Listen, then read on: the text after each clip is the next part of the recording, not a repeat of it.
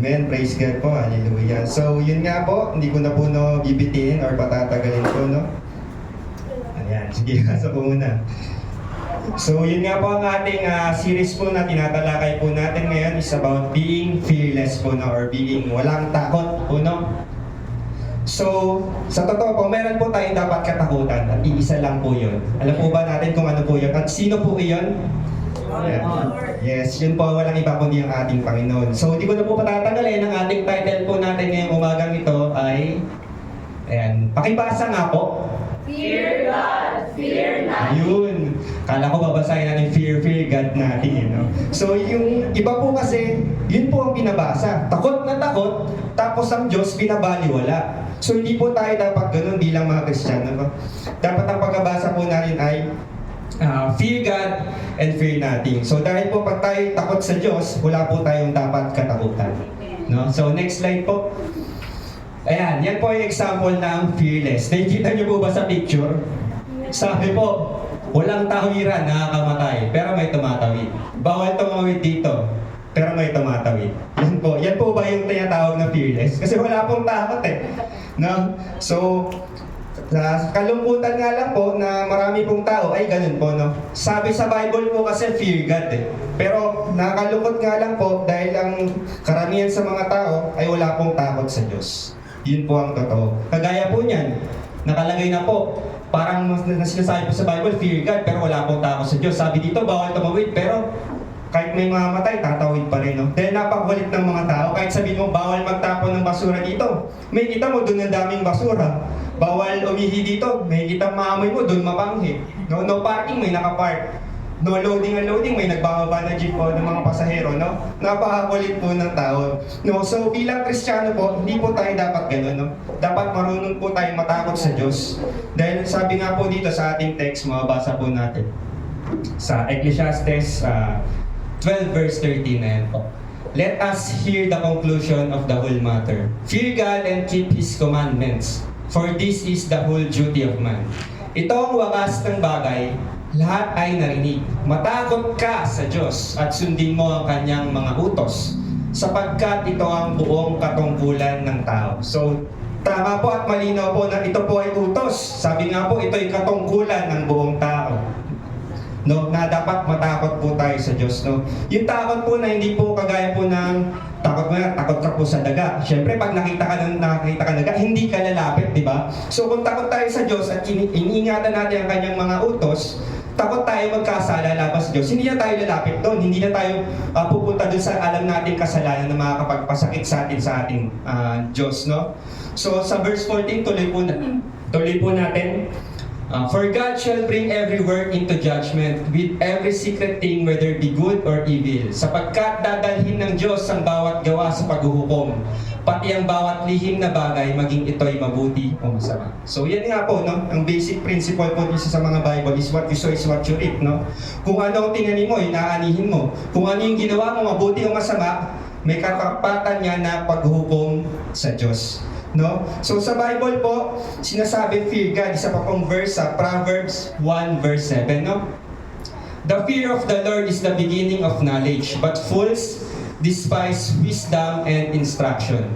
Ang takot sa Panginoon ang pasimula ng kaalaman, at ang karunungan at turo ay hinahamak ng hangal. So malinaw po, no, na yung pagkatakot po natin sa Diyos, nagbibigay pala yun ng katalinuhan, no? Kasi yung pagkatakot natin sa Diyos, pag alam natin ang Bible, takot tayo sa Diyos, nababasa natin yung Bible, nag-grow ang ating knowledge, no? Hindi ko na kailangan gawin to, yung mga bagay na ganito na makakapagpahamak sa akin, no? Kasi may takot ka sa Diyos, eh. At yan ang sulat niyan, Proverbs, si King Solomon. Si King Solomon, napag-aralan natin dati, no? Isa siya sa mga, siya ang pinakamatalinong hari, no? Dahil humingi siya ng wisdom kay Lord. At yan ang sinabi niya. Ang takot sa Diyos ang pinagmumulan or ang beginning, ang simula ng katalinuhan. At sabi, no? Ang hangal ay ang karunungan ay hinahamak ng mga hangal. So nakita niyo yung mga tumatawid, bawal tumawid.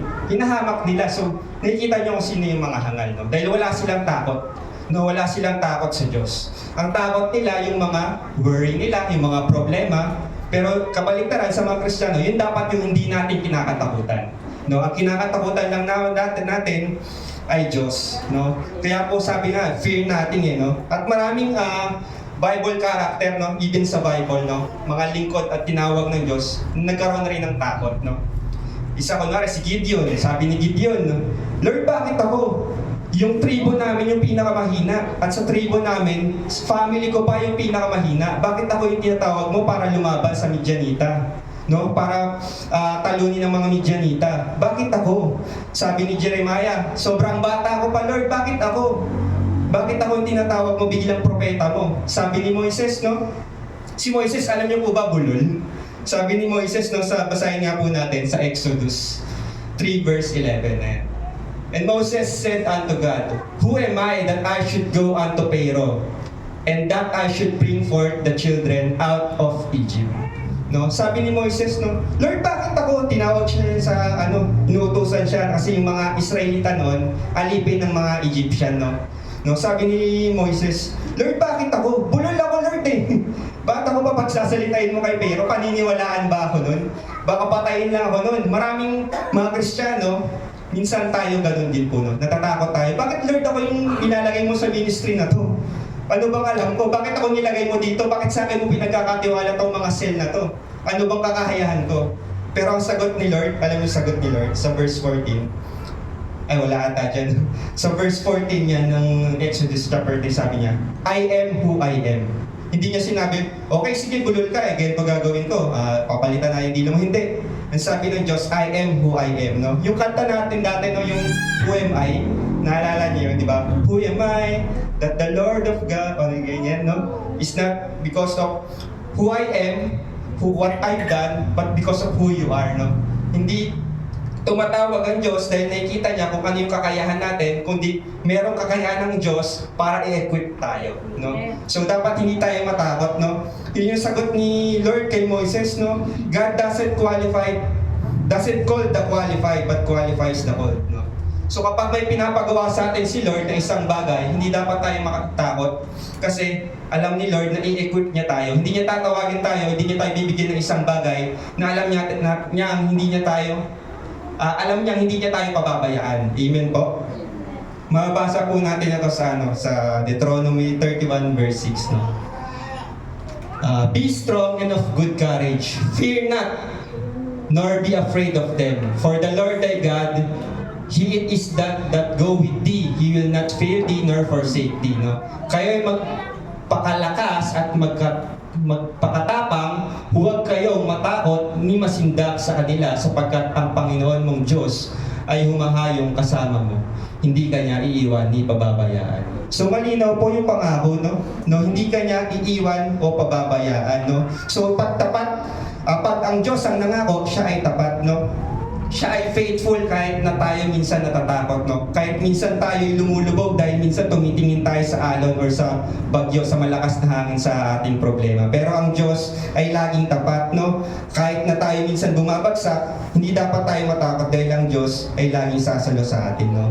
At isa sa rin sa mga Bible characters na nagpakita ng pagiging fearless, si Shadrach, si Meshach, at si Abednego. Kilala niyo po ba yan? Yung tatlong kaibigan ni Daniel, no? No, sabi dun sa Book of Daniel, no? Kahit ano mangyari, hindi kami luluhod or sasamba dyan ni Nebukadnezar sa ginawa mong rebulto, no? Kahit pa iligtas kami ng Diyos, kahit hindi kami iligtas ng Diyos, kahit ilagay nyo kami dyan sa sa hurnong nagliliyab ng apoy, hindi pa rin kami sasamba. So maganda yung naging nila, no? Naging stand. Yung faith nila, pinairan nila. Kasi kapag tayo may faith, mawawala yung takot natin. No? Kapag tayo nanindigan sa katotohanan, no? Na hindi, ito ang faith ko. Kahit papatayin mo ko, wala akong kinakatakutan. Iligtas man ako ng Diyos o hindi sa apoy, hindi ako tatalikod. No? So sadly sa mga Kristiyano, yun, minsan, ulan pa lang, kagaya ng devotion dati, ulan pa lang, hindi na agad nagsisimba, no? So, doon pa lang, malalaman mo na kung gaano kataas o gaano kabigat yung faith ng isang Kristiyano, no? So, bilang mga Kristiyano, dapat mag-grow pa tayo sa faith, no? Wala tayong dapat katakutan. Kasi pangako nga ng Diyos, no? Hindi kita iiwan o hindi kita pababayaan, no? No, kagaya, for example, si Abraham din, no? Si Abraham din po ay natakot sa kanyang buhay, no?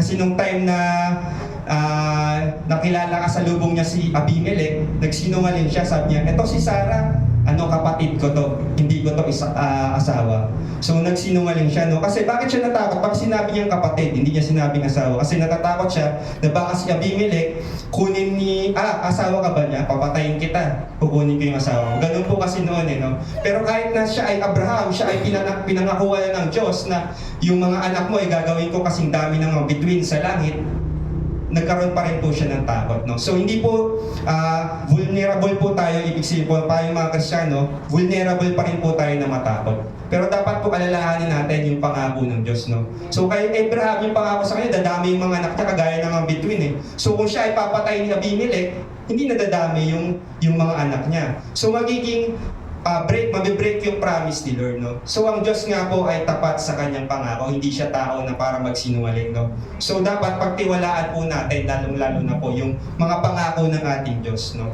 So sa pagtatapos po, sa 2 Timothy verse 1, chapter 1 verse 7, For God hath not given us the spirit of fear, but the power and of love and of a sound mind.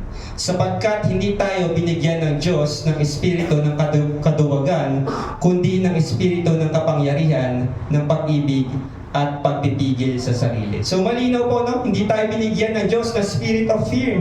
Kasi yung takot po, spirit din po yan No? Kapag lagi po natin yung ine-entertain, pinapapasok sa ating buhay, yun na lagi yung na-adapt mo, no? Ano kaya mangyayari bukas? Sabi ng Bible, do not worry. No? Huwag kang matakot, huwag kang mag-alinlangan. Dahil hindi nga tayo binigyan ng espiritu ng takot or kaduwagan sa Tagalog, no? Huwag tayo maging duwag, maging matapang tayo hindi dahil sa kung anong kakayahan natin kundi dahil ang Diyos ay kasama natin. Yun lamang po, to God all be the glory.